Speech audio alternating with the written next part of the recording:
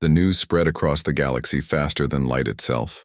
Within hours, every inhabited world knew that humanity had withdrawn from the Galactic Council. At first, many thought it was a joke. Humans were peacekeepers, mediators, the ones who fixed problems rather than created them. They would come back. They always did. But 48 hours after Ambassador Taman Park walked out of the council chamber, reality began to set in. President Yuna Song stood before the United Earth Assembly in Geneva. The massive hall was filled, with representatives from every nation on Earth, and billions more watched through screens across the planet and its colonies. She was a small woman with gray hair and steady eyes, but when she spoke, her voice carried the weight of an entire species. For over a century, we have served the Galactic Council with honor, she began. We built their infrastructure. We mediated their conflicts. We provided aid when they needed it and asked for little in return. We did this because we believed in a vision of cooperation among the stars. She paused, her hands gripping the podium. That vision died yesterday. The Council has made it clear that they see us not as equals, but as servants, as primitives who should be grateful for whatever scraps they throw our way. Murmurs ran through the assembly. Some angry, some sad, but all determined. Today begins a new era, Yuna continued. We will no longer spend our resources protecting those who refuse to respect us. We will no longer provide services to those who mock us. Earth stands alone now, but we stand with dignity. The assembly rose as one, applauding. On colonies throughout human space, people watched and nodded. It was time. Across the galaxy, the first cracks appeared in the Council's foundation. The Vrelians and the Kethran Collective had maintained an uneasy peace for decades. Their borders touched in a dozen places, and both sides claimed the same resource-rich asteroid fields. Wars had nearly broken out 3 times in the past 20 years. Each time, human negotiators had stepped in, finding compromises that neither side loved but both could accept. Now there were no human negotiators. On the border station Delta 5, a Vrelian patrol ship detected a Kethran mining vessel in a disputed zone. They sent a warning. The Kethrans ignored it, knowing that usually a human mediator would arrive within hours to sort things out. No mediator came. The Vrelians fired a warning shot. The Kethrans fired back. Within a day, both sides had moved warships to the border. Neither wanted a full war, but neither would back down without a neutral party to help them save face. There was no neutral party anymore. Meanwhile, in the outer sectors, pirate raids increased dramatically. For years, human patrol ships had guarded the major trade routes. They did not have the fastest ships or the biggest weapons, but they were persistent and clever. Pirates had learned to avoid routes where humans operated, but the human patrol ships were gone now, recalled to Earth space. The pirates came back in force.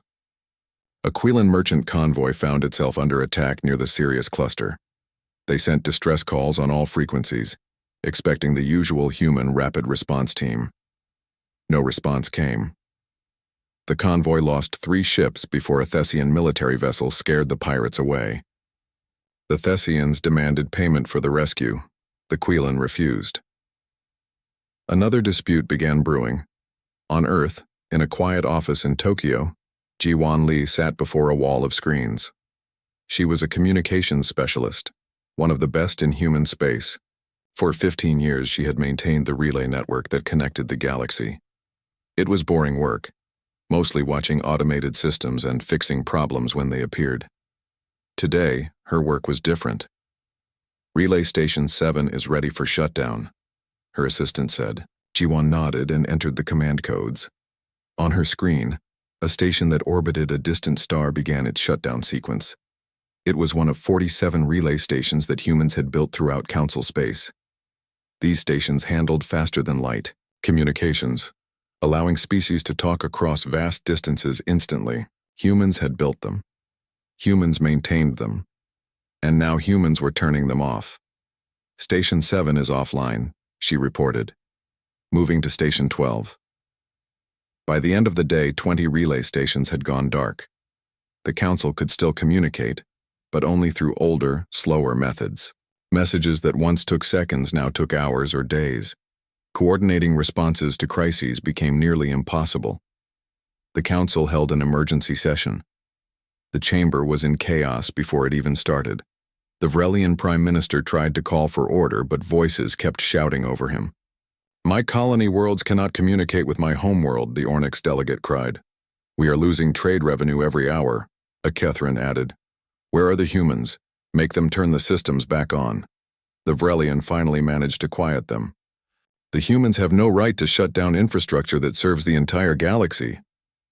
"Actually, they do," a quiet voice said. It was the Thessian delegate, Councillor Taeyang Moon. He was young for his species, his bronze scales still bright. "I reviewed the contracts. Humans built those stations with their own resources. They maintained them at their own expense. Legally, they can shut them down whenever they wish." But this is sabotage," the Vrelian sputtered. "No," Taeyang said calmly. "This is withdrawal. They are taking their equipment with them, just as they said they would." The Kethran delegate's glow pulsed angry red. "We must force them to turn the systems back on. Send warships to Earth. Make them comply." The chamber went silent. Everyone looked at the Kethran in shock. "You cannot be serious," Taeyang said. "You want to attack Earth?" "Not attack. Just pressure them." "Their defensive fleet is the third largest in the galaxy," Taeyang pointed out, "and they know their own systems better than anyone. An attack on Earth would be suicide." "Then what do we do?" the Ornyx delegate asked, his voice small and frightened. No one had an answer. On the Draxian homeworld, a plague began to spread. It started in one city but moved quickly. The Draxians were a hardy species, but this disease was something new. Within a week, thousands were sick. Within 2 weeks, tens of thousands. The Draxian government sent desperate pleas to the Galactic Council. They needed doctors, medical supplies, quarantine equipment. The Council scrambled to respond, but coordination was nearly impossible with the communications network crippled. Finally, they managed to assemble a medical team, but when the team arrived, they realized they had no experience with this type of plague. The disease was related to an outbreak that had happened 30 years ago on a human colony. Only human doctors had dealt with it before. "Contact Earth," the lead doctor ordered. "Get the human medical team here." The message was sent. It took 6 hours to reach Earth due to the slower communication systems. The response came back in 3 words: request denied. The Draxian government sent another plea, this time directly to Dr. Seojun Han, the human doctor who had stopped the original outbreak. They offered money, resources, anything Earth wanted. The reply was the same: request denied. "But people are dying," the Draxian ambassador screamed over the comm channel. There was a long pause before the human response came. "People died on human colony worlds too. Where was the council then? Where was your aid when we needed it?" The channel went silent. By the end of the first month, the galaxy was in chaos. Communication networks were failing. Trade routes were unsafe. Conflicts were erupting without mediators to stop them. Medical crises went unaddressed. Colony worlds that depended on human-maintained life support systems faced disaster. And through it all, Earth remained silent and distant, watching as the council that had mocked them began to tear itself apart. In her office in Geneva, President Yuna Song read the reports with a heavy heart. She took no joy in the suffering, but she also knew that sometimes the only way to teach a lesson was to let the consequences play out. The council had built their civilization on the backs of human labor and called it charity. They had taken human innovation and called it primitive. They had dismissed human concerns and called it politics. Now they would learn what the galaxy looked like without humanity holding it together. Now they would learn the hard way. The council chamber stretched wide and tall, its walls made of glass that showed the stars beyond. 12 different species sat in their designated seats arranged in a perfect circle. At the far end, Ambassador Taemin Park stood at the human podium, his hands resting on the smooth surface. Behind him sat Hana Kim and Doyun Choi, both watching the proceedings with careful eyes. Taemin had been Earth's ambassador for 8 years. He knew this chamber well. He knew the faces of every delegate, understood their cultures, and had learned their languages. He had negotiated hundreds of agreements, stopped conflicts before they started, and helped build bridges between species that had nothing in common except their presence in this galaxy. Today felt different. The air seemed heavier somehow. The Vrelian Prime Minister rose from his seat. His species looked like tall birds with scales instead of feathers, and his voice came out as a series of clicks that the translation device converted to words. "We now discuss the human petition for mining rights in Sector 7, he announced. Taman straightened. This petition had taken 2 years to prepare. Sector 7 held rare minerals that Earth needed for medical equipment. The sector was unclaimed space far from any homeworld. Humans had found it, surveyed it, and filed all the proper paperwork. Everything was done correctly. The Council has reviewed the human request, the Vrelian continued. His beak-like mouth curved in what might have been a smile. We find it lacking merit. Murmurs ran through the chamber. Hana leaned forward in her seat, her eyes wide. Doyen's jaw tightened, but he remained still. Taman kept his voice calm. May I ask why? We followed every protocol. The sector is unclaimed. The sector may be unclaimed, but it borders the Kethran trade routes, a Kethran delegate spoke up. Her species resembled floating jellyfish, her body translucent and glowing. We find human presence there uncomfortable. The nearest trade route is 40 light-years away, Taman replied. That hardly qualifies as bordering. The Vrelian clicked his beak. The Council has made its decision. Furthermore, we are granting mining rights in Sector 7 to the Kethran Collective. Silence fell. Even the usual whispers stopped. Taman felt something cold settle in his chest. The Kethran Collective joined the Council 30 years ago. Humanity has been a member for over a century. Yes, and in that century, what have humans truly contributed? The Vrelian's tone was sharp now. You arrived late to the galactic community. You built some stations, yes. You run some communications networks, but you remain primitive compared to the rest of us. Perhaps it is time you remembered your place. Other delegates nodded. Some avoided looking at the human section entirely. Taman noticed that the Thessian delegate, a reptilian creature with bronze scales, was watching with particular interest. The Quillan representative, insectoid and multi-limbed, seemed pleased. Taman had expected opposition. He had prepared arguments and counter-proposals. What he had not expected was open contempt. The Vrelian was not just denying the petition. He was mocking Earth itself, I see, Taman said quietly. He looked around the chamber, meeting the eyes of each delegate who would look at him. Many looked away. May I speak freely for a moment? The Vrelian waved a clawed hand. Of course, though I doubt it will change anything. Taman took a breath. Behind him, Hana was already pulling up files on her tablet, knowing what was coming. Doyen had gone very still, his military training showing in his rigid posture. For 112 years, humanity has been part of this council, Taman began. His voice carried clearly through the chamber. In that time, we have mediated 147 conflicts. We prevented 3 wars. We built the communication relay network that 90% of you use daily. We provide medical aid to 72 colony worlds. We maintain trade routes through dangerous sectors where others refuse to go. We have asked for very little in return. You were compensated for those services, the Vrelian interrupted. We were compensated poorly, Taman corrected. But we accepted it because we believed in this council. We believed in cooperation between species. We thought that eventually we would be seen as equals. He paused, letting the words sink in. Today you have made it clear that will never happen. You see us as primitive, as servants, as less than you. The Kethran delegate's glow pulsed. Ambassador Park, you are being dramatic. Am I? Taman pulled out a small device from his pocket. Hana, the files, please. Hana's fingers moved quickly. Suddenly, every screen in the chamber lit up with data. Documents appeared, showing vote after vote where human proposals had been denied. Images showed human-built stations that other species used freely. Charts displayed the resources humanity had provided versus what they had received. This is 5 years of documentation, Taman said. 5 years of every time we were dismissed, ignored, or insulted. 5 years of watching this council take everything we offered and give nothing in return. He looked directly at the Vrelian. 5 years of being told we are primitive while you use the technology we created. The Vrelian's feathers ruffled. What is your point, Ambassador? My point is simple. Taman's voice went cold.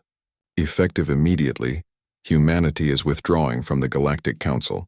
The chamber erupted. Delegates jumped from their seats. Voices rose in a dozen languages, all speaking at once. The Vrelian held up his hands for silence, but no one listened. "You cannot be serious," the Kethran finally said when the noise died down. "You are bluffing." "I assure you we are not." Taman gestured to Doyen, who stood and walked to the podium. He placed a sealed document on the surface. "This is Earth's formal withdrawal notice, signed by President Unisong and ratified by the United Earth Assembly. It is legal, binding, and immediate, but the treaties," a small delegate from the Ornyx species squeaked. "The trade agreements, the defense pacts, all terminated as of this moment," Taman said. "We will honor no further obligations to this council or its member species." The Vrelian laughed.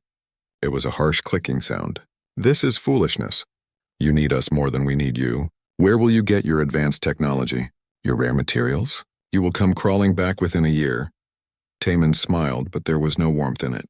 Perhaps you will realize what you have lost." He picked up his tablet and walked toward the exit. Hana and Doyen fell in beside him. "You are making a mistake," the Vrelian called after them. Taman stopped at the door and looked back one final time. The delegates were all watching now, uncertainty on their alien faces. For the first time he saw doubt in their eyes. "No," he said quietly. "You made the mistake. We are simply done paying for it." The three humans left the chamber. The door sealed behind them with a soft hiss. Inside, chaos began to spread as delegates realized that the species they had taken for granted had just walked away.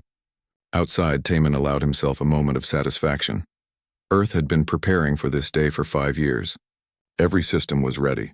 Every protocol was in place. The Council would learn soon enough what humanity truly meant to the galaxy. They would learn it the hard way.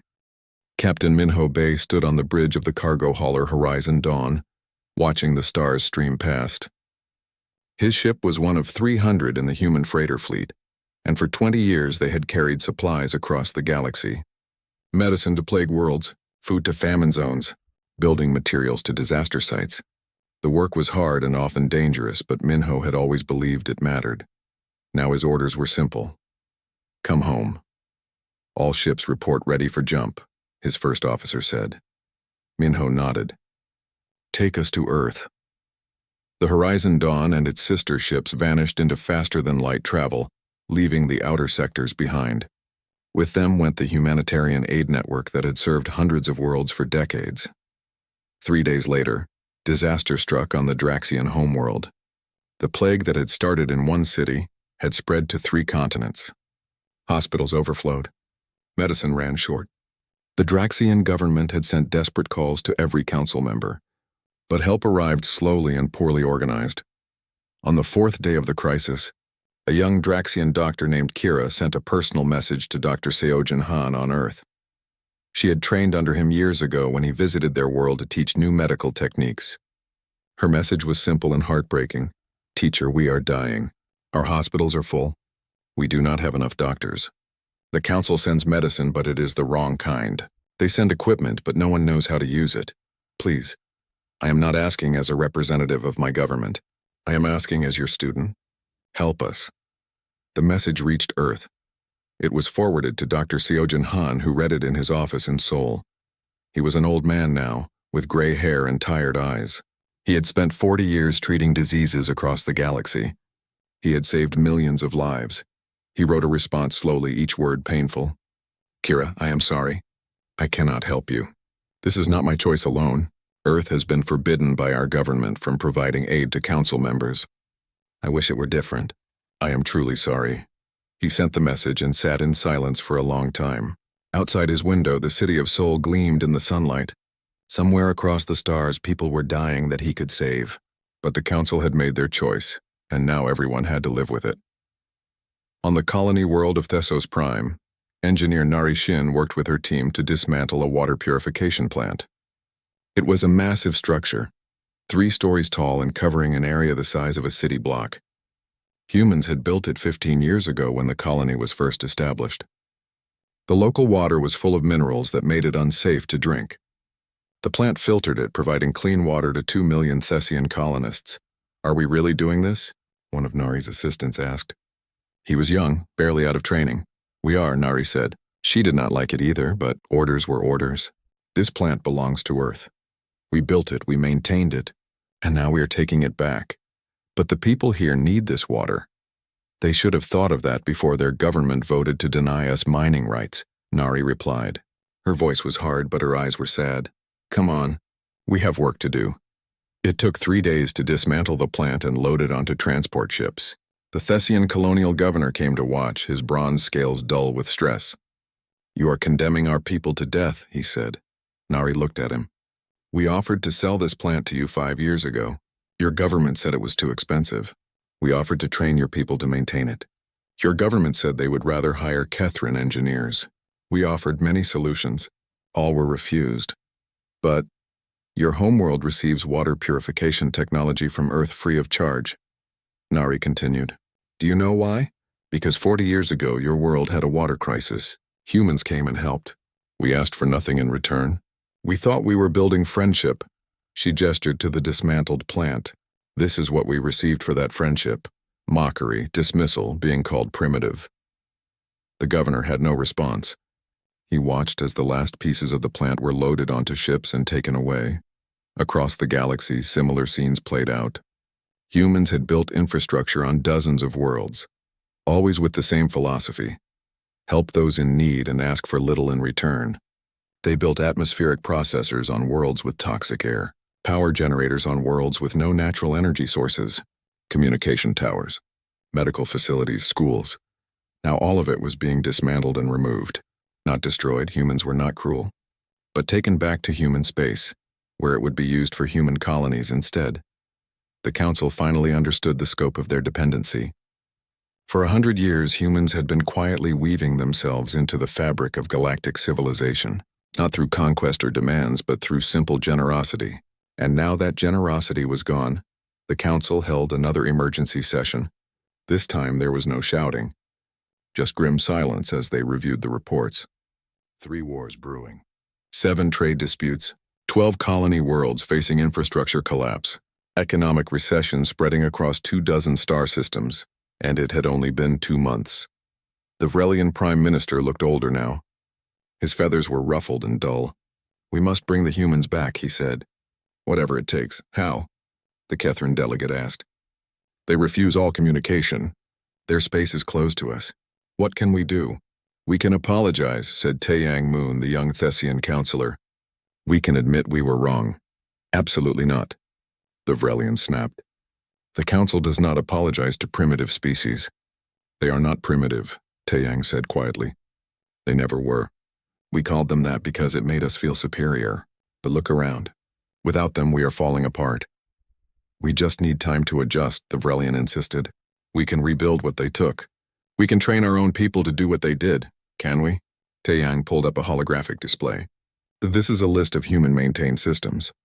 Water purification, atmospheric processing, power generation, communications, medical research, agricultural technology. They did not just build these things. They innovated them. They made them better than anything we had before. He looked around the chamber. We have been using human technology for so long that we forgot how to maintain our own. We relied on human mediators so much that we forgot how to negotiate. We took their help for granted, and now we do not even know what we lost. The chamber was silent. I propose we send a formal delegation to Earth, Taeyang said. A real one. Not demands or threats. An actual diplomatic mission to apologize and negotiate. And if they refuse? The Ornyx delegate asked. Then we face the consequences of our actions, Taeyang replied. The Council voted. The motion passed, though the Vrelian voted against it. 3 counselors were chosen to travel to Earth. Taeyang Moon, the Ornyx delegate, and a Quillan named Harvest Song. They were the 3 who had voted against denying humanity's mining rights in the first place. Their ship left 2 days later, traveling toward the Sol system at maximum speed. It took them a week to reach the outer edge of human space. They were met by Admiral Jiho Kang's defensive fleet. Jiho was a career military officer, hard and uncompromising. His flagship, the Sol's Pride, was a massive battlecruiser bristling with weapons. It hung in space before the Council delegation's small diplomatic vessel like a wall. The communication came through immediately. Jiho's face appeared on their screen, his expression neutral. This is Admiral Kang of the Earth Defense Fleet. You have entered human space without permission. Turn back. Taeyang stepped forward. Admiral, we are here on a diplomatic mission. We wish to speak with Earth's government about reopening negotiations. There are no negotiations, Jiho said. Earth has withdrawn from the Council. We have no further business with you. Please, the Ornyx delegate squeaked. Our worlds are suffering. We need help. You need help? Jiho's expression hardened. Where was your help when human colony worlds needed it? Where was your help when we asked for fair treatment? You had 100 years to offer help. Now it is too late. Admiral, we made mistakes, Taeyang said. We are asking for a chance to make things right. Jiho was quiet for a moment. Then he shook his head. I do not make policy. I follow orders. And my orders are clear. No council ships in human space. Turn back now or be fired upon. The three delegates looked at each other. They had come all this way only to be turned away at the border. Please, Taeyang tried once more. Just let us speak to someone. My answer is final, Jiho said. You have 1 hour to leave human space. The communication cut off. The delegation's ship hung there for a moment, then slowly turned and began the long journey back to council space. Behind them, Admiral Jiho watched them go. He felt no satisfaction, only a grim sense of duty. Earth had made its choice and there was no going back. Ambassador Suyan-Oh had not been part of the Galactic Council for many years. She had spent most of her diplomatic career working with smaller species, the ones too weak or too poor to have much voice in council politics. These were worlds that the major powers mostly ignored, except when they needed something from them. Now Suyan stood in a conference room on a small space station in neutral territory, looking at representatives from 5 such species. There was Gentle Claw, from the Felidae people who resembled large cats. There was Songweaver from the Avari, a bird-like species with beautiful voices. There was Three Stones from the silicon-based Lithon people. There was Smallfoot from the diminutive Pixen species. And there was Dewdrop from the aquatic Nerea. None of them were council members. None of them had ever been invited to join. They were considered too primitive, too small, or too insignificant. Thank you all for coming, Suyan said. She looked tired. The past 3 months had aged her. I know this is unusual. Unusual? Gentle Claw's tail swished. The galaxy is on fire, Ambassador. Unusual hardly begins to describe our situation. The Council is tearing itself apart, Songweaver added, her voice carrying a musical quality even through the translator. War between the Thessians and Quillen, economic collapse, infrastructure failures, and they brought it all upon themselves. Three Stones, who moved slowly and spoke even slower, rumbled his agreement. They rejected humans. Humans left. Everything falls apart. Very predictable. What I want to know, Smallfoot said in his high voice, is why you called us here. What do 5 minor species have to offer in a crisis like this? Suyan smiled. Perhaps more than you think. May I share something with you? She activated a holographic display. It showed trade records, diplomatic exchanges, and cultural agreements, all between human worlds and the 5 species represented in this room. For the past 20 years, while the Council ignored you, humans did not, Suyan explained. Earth traded fairly with your worlds. We shared technology without demanding payment. We sent teachers and doctors. We helped build your infrastructure and asked for nothing in return except friendship. Dewdrop's aquatic form rippled with surprise. We thought we were alone in that. The humans helped us develop our underwater cities. We did not know they did the same for others. They did, Suyan confirmed, because that is who humans are. We help those who need help. We do not calculate value or power. We simply see people who could use a hand. She changed the display, showing population numbers and resource charts. Together, your 5 species represent 2 billion people. You control resource-rich systems that the Council always coveted but never properly valued. And you have something else that matters more than any of that. What? Gentle Claw asked. You know how to treat people with respect, Suyan said simply. The Council failed because they built their civilization on hierarchy and contempt. You 5 never had the luxury of arrogance. You had to cooperate to survive. You understand what the council forgot, that strength comes from working together, not from dominating others. Three Stones considered this slowly. You want us to form an alliance with Earth? Yes, Suyon said. Not as subordinates, not as junior partners, as equals. A new federation built on mutual respect and cooperation. Silence filled the room. The five representatives looked at each other, communicating in ways that went beyond words.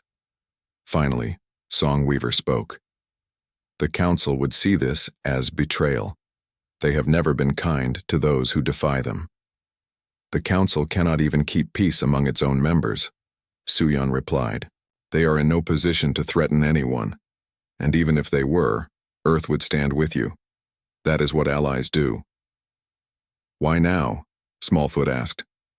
Why not years ago? Suyon's expression grew sad. Because Earth hoped the council could be reformed. We thought if we proved our value, showed our worth, eventually we would be treated fairly. We were wrong. The council cannot change because it does not believe it needs to change. She looked around the room, meeting each representative's eyes. But you can change. You can choose to be part of something better. Not a council where some species matter more than others, but an alliance where everyone has an equal voice. What would this alliance look like? Dewdrop asked. Suyon pulled up a document, a proposal she had worked on for weeks. Equal representation for all member species regardless of size or power. Democratic decision-making with no permanent seats or veto powers. Free trade and technology sharing. Mutual defense agreements. And most importantly, a charter that guarantees respect and dignity for all members. It sounds too good to be true, Gentleclaw said, but his tail was swishing in a way that suggested interest.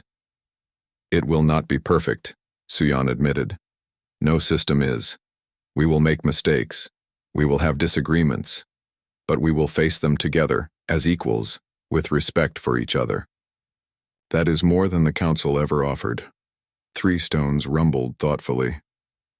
My people will need to discuss this. It is a big decision. Of course, Suyon agreed. Take your time. Talk with your governments. I only ask that you consider what I have said. The meeting ended, and the representatives departed. Suyon sat alone in the conference room wondering if she had done enough. Earth needed allies. The five species needed protection and opportunity. It seemed like a perfect match, but convincing them would not be easy. She did not have to wait long for an answer. 2 days later, all five species sent responses. They wanted to meet again, this time with Earth's President Yuna Song present. They wanted to discuss terms. They were interested. Suyon allowed herself a smile. It was working. The second meeting took place on Earth itself, in a conference center in Seoul. President Yuna Song welcomed each representative personally, speaking to them in their own languages. It was a small gesture, but it mattered. No council, leader had ever bothered to learn the languages of minor species.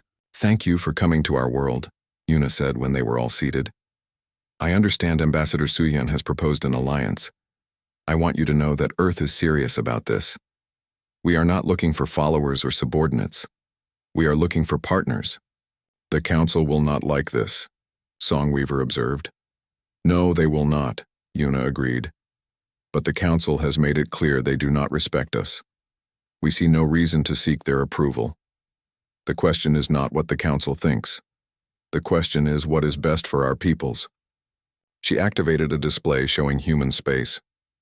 Earth controls 17 star systems with 32 habitable worlds. We have mining operations, agricultural centers, and manufacturing facilities. We have technology that the council uses but does not fully understand because we developed it ourselves. The display expanded, showing the 5 species territories. You control 11 star systems with valuable resources. You have populations that need opportunity and protection. You have cultures and knowledge that are unique and valuable. Together, Yuna continued, we would control 28 star systems. We would be a major power in this galaxy. Not the largest, but large enough to defend ourselves. Strong enough to chart our own course. and diverse enough to build something truly remarkable. Gentleclaw leaned forward. What guarantees can you offer? How do we know Earth will not simply become another council, treating us as lesser members? It was a fair question, and Yuna had prepared for it. Legal guarantees written into our founding charter. Equal votes for all members, regardless of species or system size. Rotating leadership positions, transparent decision-making, and most importantly, a clause that allows any member to leave the alliance freely if they feel they are not being treated fairly. You would let us leave whenever we want? Smallfoot asked, surprised. Yes, Yuna said. Because an alliance built on force or fear is no alliance at all. We want partners who choose to be here, who believe in what we are building. If you ever stop believing, you should be free to go. Three Stones rumbled his approval. My people value such honesty. We have discussed your proposal. We are prepared to join this alliance if acceptable terms can be reached. One by one, the others agreed. Songweaver, Dewdrop, Gentleclaw, even Smallfoot, who had been the most skeptical. Over the next week, they worked out the details. The Cooperative Systems Alliance would be founded on principles of equality and mutual respect. Each species would contribute according to their abilities and receive according to their needs. Technology would be shared freely. Trade would be conducted fairly. Military forces would be integrated for mutual defense. And at the center of it all was a simple idea that every species, no matter how small or new to galactic civilization, deserved dignity and respect. The formal signing ceremony took place exactly 4 months after humanity's withdrawal from the Galactic Council. Representatives from all 6 founding species signed the charter in multiple languages. Human news crews broadcast the event across Earth and its colonies. People watched and cheered, seeing their government build something new and better. But the rest of the galaxy watched too. The Council, still struggling with wars and economic collapse, saw a new power rising. Some saw it as an opportunity. Others saw it as a threat. On the Thessian homeworld, Counselor Taeyang Moon watched the broadcast with great interest. The Thessian-Quilin War was now in its 3rd week, with thousands already dead and no end in sight. His people were. 3 months had passed since humanity withdrew from the Galactic Council, and the galaxy was unrecognizable. What had been a stable, if imperfect, civilization now teetered on the edge of complete collapse. Counselor Yaren An sat in her apartment on Earth, watching the news feeds from across the galaxy. She had resigned from her position as Earth's junior counselor 2 weeks before the withdrawal, unable to stomach what she saw coming. She had warned the other counselors. She had shown them reports, data, projections of what would happen without human involvement. They had laughed at her. Nobody was laughing now. On her screen, a news report showed the Thessian Empire and the Quilin hegemony moving warships to their shared border. The 2 species had been enemies for 300 years before joining the Council. Only human mediation had kept the peace for the last century. Now, with no mediators, old hatreds were surfacing again. A Thessian general appeared on screen, his bronze scales gleaming. The Quilin have violated our space treaty 6 times in the past month. We will not tolerate further incursions. We are prepared to defend our territory by any means necessary. The screen switched to a Quilin spokeswoman, her insectoid features rigid with anger. The Thessians make false claims. They are the ones who violated the treaty by mining asteroids in disputed zones. They want war, and they will have it. Yaren changed the channel. Another crisis. The Kethrin Collective had blockaded 3 Vrelian trade routes, demanding compensation for what they called historical injustices. The Vrelians had responded by seizing Kethrin assets in their space. Both sides were one incident away from open conflict. Another channel. The Draxian plague had killed over 1 million people now. The Council had finally assembled a medical team with some competence, but they were overwhelmed and under-equipped.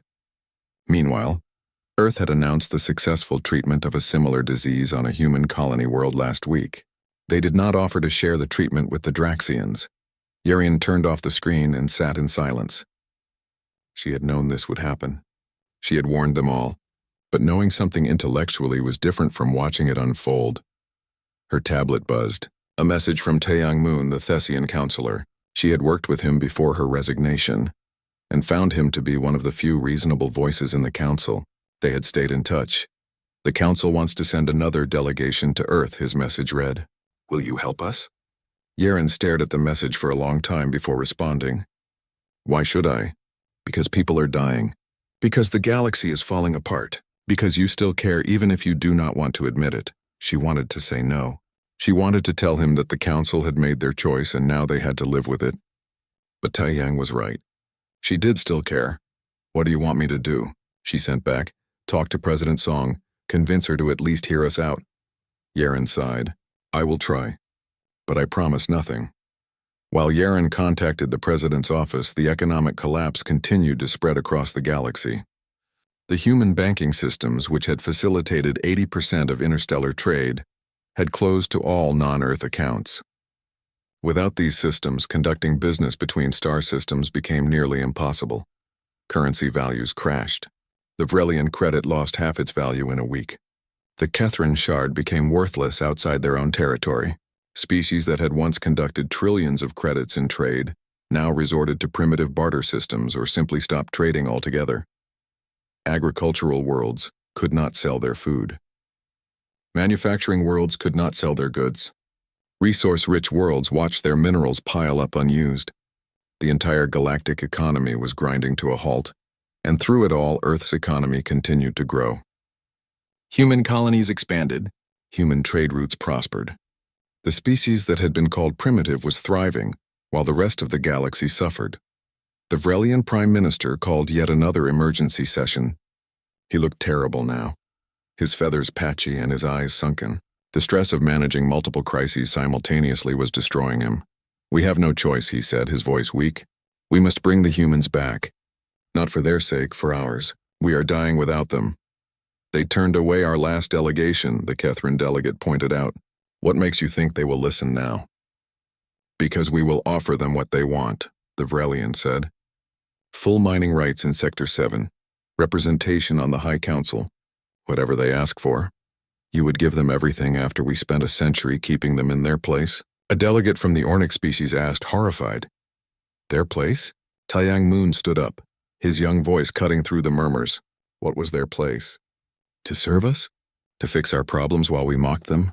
To build our infrastructure while we called them primitive?" He looked around the chamber. "We did not keep them in their place.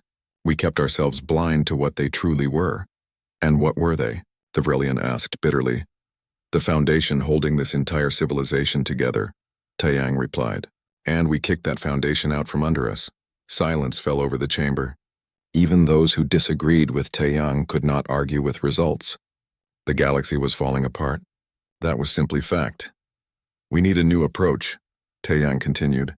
"Not demands, not even negotiations. We need to acknowledge what we did wrong and ask for forgiveness. The council does not apologize."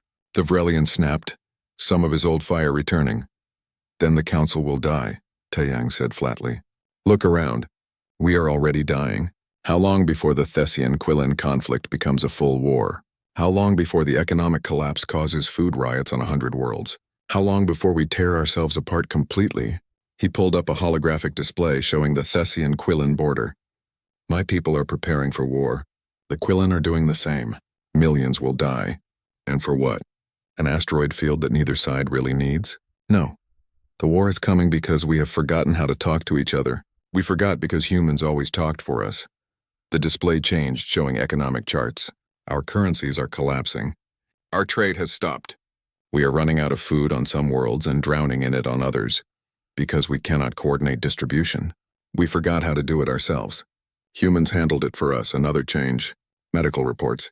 Diseases are spreading unchecked. Disasters go unaddressed. Colony worlds are failing. We have no rapid response teams anymore.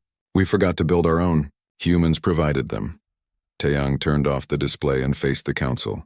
"Every problem we face exists because we relied on humans and treated them like servants. We took their help and gave nothing back. We mocked their efforts and dismissed their needs. Now we are learning what the galaxy looks like without them. So what do you propose?"